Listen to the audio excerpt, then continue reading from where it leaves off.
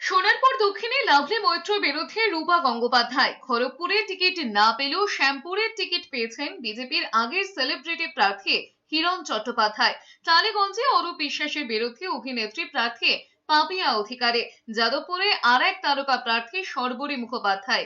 বৃহস্পতিবার 112 জনের বিজেপি প্রার্থী তালিকায় সেলিব্রিটি থেকে হেভি ওয়েট প্রার্থীর ছড়াছড়ি। পানিহাটি থেকে বিজেপির প্রার্থী হওয়ার কথা অভয়ার মা জানালেও বৃহস্পতিবারের তালিকায় পানিহাটি কেন্দ্রের প্রার্থীর নাম ঘোষণা করেনি বিজেপি।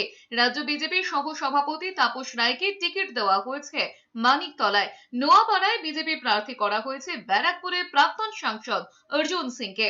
কোচবিহারে মাথাভাঙায় প্রার্থী করা হয়েছে নিশীথ প্রামাণিককে। শুভেন্দু অধিকারীর ভাই দিব্যেন্দু অধিকারী প্রার্থী হয়েছেন এগরা থেকে।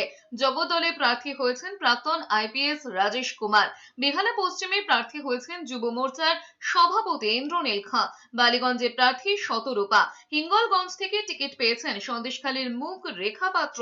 টিকিট পেয়েছেন দুই আইনজীবী, ব্যারাকপুরের কৌস্তব বাগচি, রাজারহাট গোপালপুরের তরুণ জ্যোতি তিওয়ারি।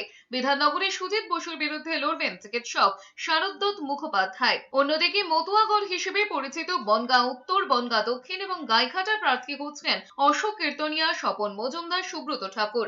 হাবড়ার টিকিট পেয়েছেন বনগাঁ জেলা বিজেপির প্রাক্তন সভাপতি দেবদাস মণ্ডল। বেলগাছিয়া কাশীপুরের টিকিট পেয়েছেন রিতেশ তিওয়ারি।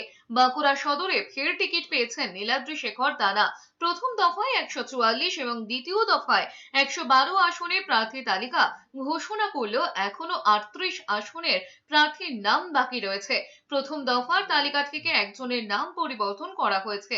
বিষ্ণুপুর কেন্দ্র থেকে প্রার্থী করা হয়েছিল অগ্নিশ্বর নস্করকে। তার বদলে ওই কেন্দ্রে প্রার্থী করা হয়েছে বিশ্বজিৎ খাঁকে। আর জয়পুর কেন্দ্রের প্রার্থী বিশ্বজিৎ মাহাতো।